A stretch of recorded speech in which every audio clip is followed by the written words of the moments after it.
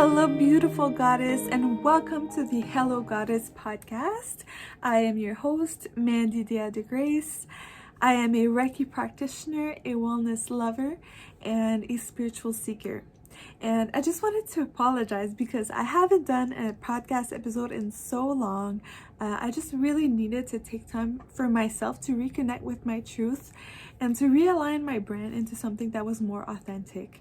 And so I'm really excited because I'm going to be posting a lot more things on social media, on my podcast. I already have a few guests lined up, so stay tuned. As you probably noticed, I am in a new room. This is actually my Reiki room. My boyfriend did everything. He did the floors, the ceilings, the paint, and it's so beautiful. Maybe in a different video, I'll do a little tour to show you guys my space. But basically, this is where I'm going to film all my videos, and hopefully soon, I'm trying to find a website that will do it for me. I'm gonna have a decal in the back with my logo. That would be so cool. If you're just listening to the audio, you're probably like, what is Mandy talking about right now? But just a reminder, all my podcast episodes are actually also uploaded to my YouTube channel. You just look up my name, Mandy de Grace or Mandy de Wellness, and you will find it there as well.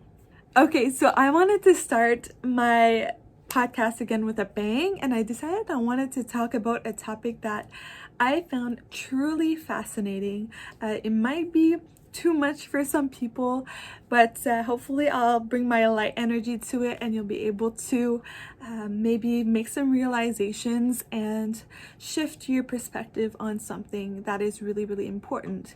The topic for today is finding meaning and purpose in your life.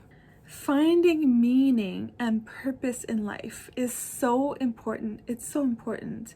If you haven't really thought about it, hopefully this episode will open you up to new horizons and a deeper way of living your life. I'll give you guys a little bit of a background story so you can see how I transformed my own perspective on meaning and purpose.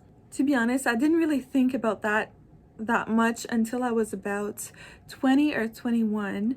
I think it was 21. I had like a really deep spiritual awakening.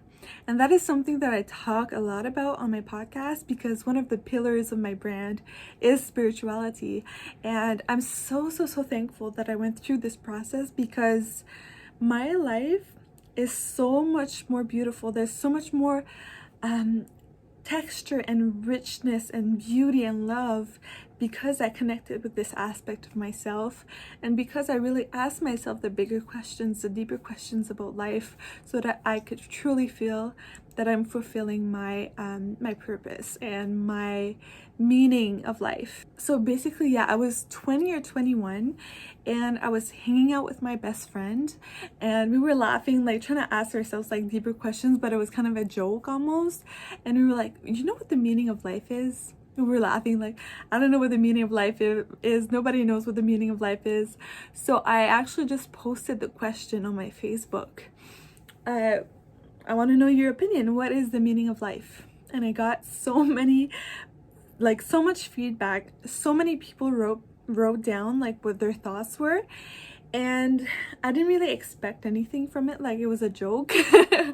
But it really opened up like my eyes because the answers that I was getting were like really profound. I remember this one comment said that, oh, the meaning of life is very simple, is to have a legacy so that you can become immortal in your own way, which means like leaving something behind that the world can remember you by.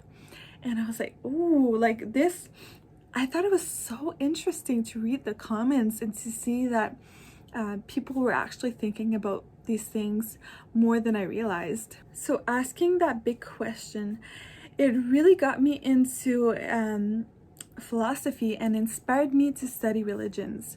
So this is something I did on my spare time. Like it was just one of my passions to understand what different religions like what are their thoughts on the meaning of life, and what philosophies thought about the meaning of life. There's so many different perspectives and attitudes toward that, and I wanted to find my own truth. And that's something that I highly recommend you do as well. Don't take anything I say like the truth, because what might be true for me might not actually resonate with you. So I'm just going to talk about all the different philosophies that I learned about, and if something clicks for you, then good, and if not, well, hopefully it would have been still an interesting episode to listen to. So before I go into more philosophical perspectives, I just wanted to give you guys a background of what is the scientific perspective when it comes to the meaning of life or the purpose of life. What I've learned through school and through my own understanding, own research, I learned that science is not about why. It's actually just about how. It's to explain processes, not to explain why they occur. That is the job of philosophy and religion. So basically, a lot of very scientific people, not all obviously, are atheists because they believe that there's no rhyme or reason that the universe exists. It just is, and there's no purpose except the one that we ascribe to our own lives. And I think that's the most common belief about the meaning of life. Like there's no meaning that goes across the board. It's just really what you want to give meaning to in your own life and the purpose that you want to have in your own life. Basically, a lot of atheists and agnostics and people that are into more like nihilism and those kinds of philosophies don't believe that there's any meaning to life. They don't believe that we have an inherent purpose. What they do believe in is that since we're here, we can create that because we're intelligent beings. So we can create meaning. We can create purpose. So if that's your stance, it's still very valid and interesting.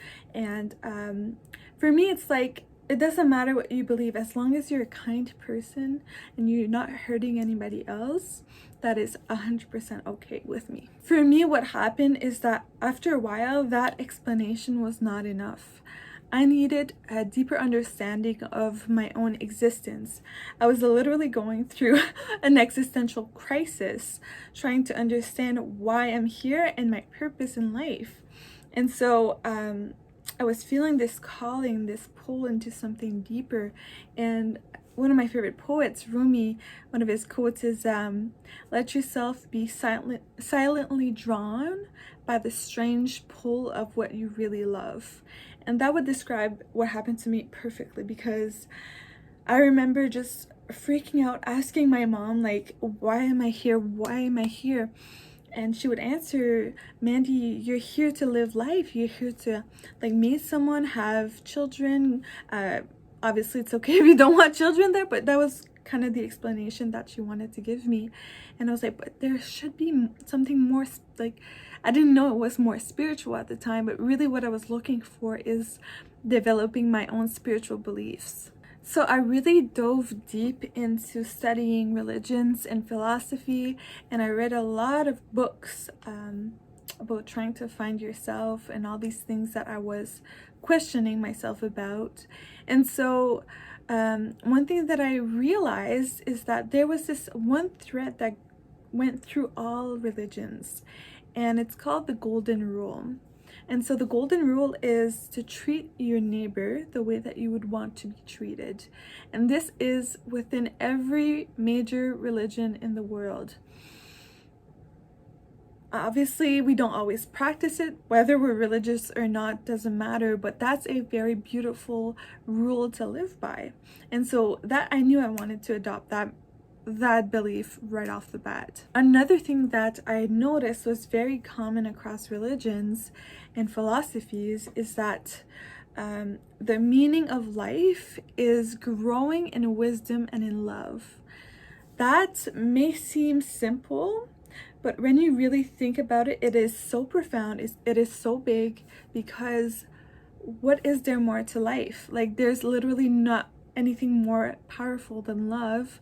And what is most interesting about life is to grow in wisdom and in love. And so those two key elements I truly try to align myself to the most loving perspective that I can at any moment in time. Obviously, I'm a human, so I have emotions. I'm not always going to be loving, even though we try our best. And the other attitude is I try to acquire wisdom as much as I can and obviously share that. The third thing that I notice in a lot of religions is the purpose of service. So how service serves the world.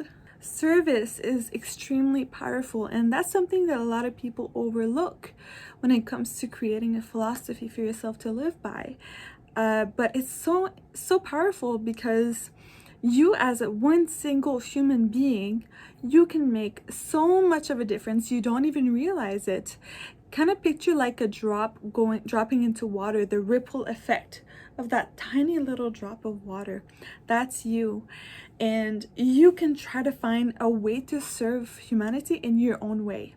It could be volunteering, it could be creating podcasts for people to listen to, opening a business, working for a charity. I mean, the list goes on. You can literally find the way that speaks to you the most, that you want to serve the world because the world needs you. Something that I really notice within a lot of people going through a spiritual awakening is that they go from being self-oriented into service-oriented. And one of the reasons why, and that's my fourth point, is that we understand that we are all one. The illusion of separation is no longer there. So we understand that when we're helping somebody else, we're essentially helping ourselves because there is a spark in us that we're all connected to. And that spark is whatever you want to call it, God, the universe, love, inner peace. Namaste. Namaste literally means I see the light in you. So basically, yeah, just like connect with other people and understand that every time you try to divide yourself from others, you're literally dividing yourself from yourself and disintegrating yourself. That's why one of the most powerful spiritual practice that we can have is service and community and connecting with other people. My fifth point, I think I'm at 5 now. My fifth belief about the world, about spirituality, is that one of the highest spiritual practice that we can have is gratitude. Gratitude can literally change your whole life. And according to a study that I stumbled across not too long ago, the practice of gratitude is actually more powerful than a low dose of antidepressants. So if you are practicing gratitude, I know it sounds cheesy, especially if you're just starting out. It's so awkward. It's kind of like affirmations, like people say affirmations in a journal or in front of a mirror, and it's like kind of cringe at the beginning, but you have to like just wait it out. It's gonna make an impact in your life. But gratitude journaling is so good, and you have to go as deep as you can, but also talk about the little things in your life that you're grateful for. Like, I'll give you an example right away of what I would write in my journal right now. I would say I'm so thankful for this ring light around my camera so people can see me clearly.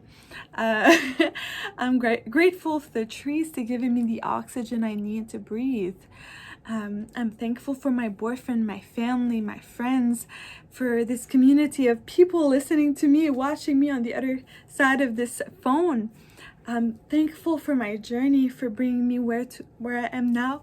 I'm thankful for the things that I got, like negative things, quote unquote, negative things that happened in my life that changed the course of my life, because I wouldn't be where I am right now if it wasn't for all of these things. So yeah, like I'm not going to go into detail on every religion and philosophy because I want to leave that to you if that's something you want to do, if that's something that interests you on your own spare time. But I wanted to take like a few things here and there and create my own spiritual beliefs. And that's why I'm sharing all of this with you right now, because this is only my practice. This is only my beliefs. But if it can help you, if there's a few things that I say that you really resonate with and you want to apply to your own life, then great. I've read a lot of books that talk about like spirituality from a new agey mindset, and I thought it was really interesting. I mean, there's a part of my brain that understands that it's hard to know what's actually the truth, like the universal truth of life. I could agree that the only thing that I know, like know in my heart that the meaning of life is love. I think that love is probably the material that holds worlds together. Like I honest to God, that's the only thing. If I could give you one thing that I've learned throughout the 10 years of my spiritual practice, is that love is everything. Love cures all. Love is just, once you feel it, you feel whole.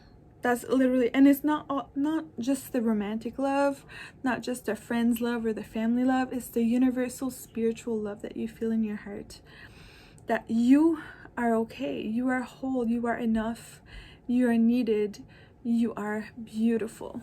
But yeah, I was reading a lot of books about like the perspective of why we're here, and if you believe in reincarnation, a lot of people in those books would say, we're here to learn lessons, to grow in love and wisdom. And so basically we would incarnate here from souls into human beings, and it's kind of like this giant classroom where bad things happen to us so that we can learn through contrast. What do I mean by that? Contrast. From a spiritual perspective, contrast means understanding its opposite so you can really truly see what is in front of you. An example: how would you know what light is if you didn't know dark?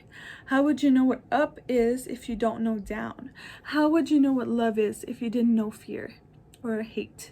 And so the explanation makes sense to me, that we are here to learn what true unconditional love is, so we have to know its opposite to really grasp the meaning of love. So what some of these authors argued is that what happens through life, through incarnation, is we learn forgiveness. Forgiveness for ourselves, forgiveness for others. And through unconditional forgiveness, we can truly connect to the meaning of love. So to summarize all of this, beyond whatever religion you are in or what your beliefs are about God, I think that we can all agree that the world needs more love. The world needs more forgiveness. The world needs more gratitude. The world needs more wisdom. And the world needs us to be more of service to others. So if you would have asked me 10 years ago, what's the meaning of life, Mandy, according to you, I would have probably just laughed and said, I don't know. But now that I went through this journey of self-inquiry and connecting with different philosophies and religions, I would say that the meaning of life is love. It doesn't have to be complicated. It doesn't have to be like a full book of explaining what the meaning of life is. Really, when you think about it, children know this.